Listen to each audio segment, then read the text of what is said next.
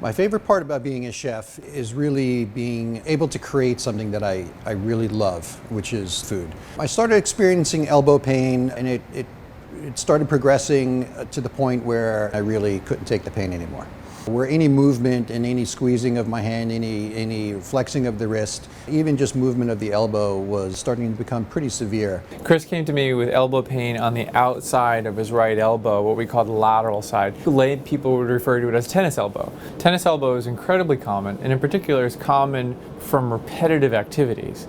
A chef is a perfect example. Where was I going to go to get the best help possible? So I said to myself, here I'm going to have surgery on a very important part of my body with what I do as a career. It needs to be perfect, and I can't accept anything less. And I finally came upon a hospital for special surgery.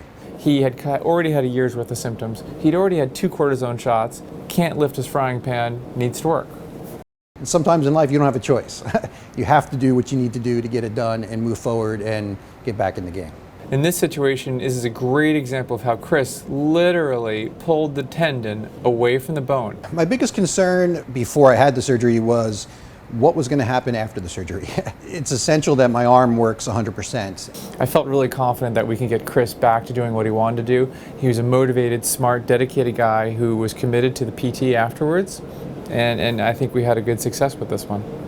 It's amazing how my arm is completely back to normal, where I don't feel any pain whatsoever with any activity I've done so far.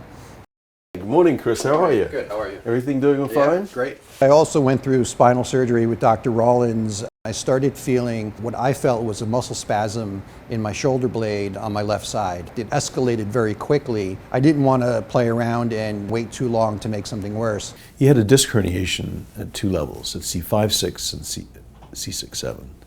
The decision made by Chris to go forward with surgery was heavily dependent on his disabling pain, in the sense that his difficulty with working, his inability to sleep, he was pretty distraught. So we decided to go forward with surgery. After looking into Dr. Rawlins' history and training, I really felt confident that he was the right person for me. Surgery went very well. Despite having a fusion done at 2 levels, he has excellent range of motion. I believed he went back to work in record time in 2 weeks. This one on the left is before the surgery, and the one on the right is today. And you can see the plate with a fusion taking place at 2 levels. Going into the surgery, I was definitely very nervous about the recovery. Being a business owner, being a chef in the field I am, knowing that I would have to be out of commission and contained to my house for a long period of time was rather daunting.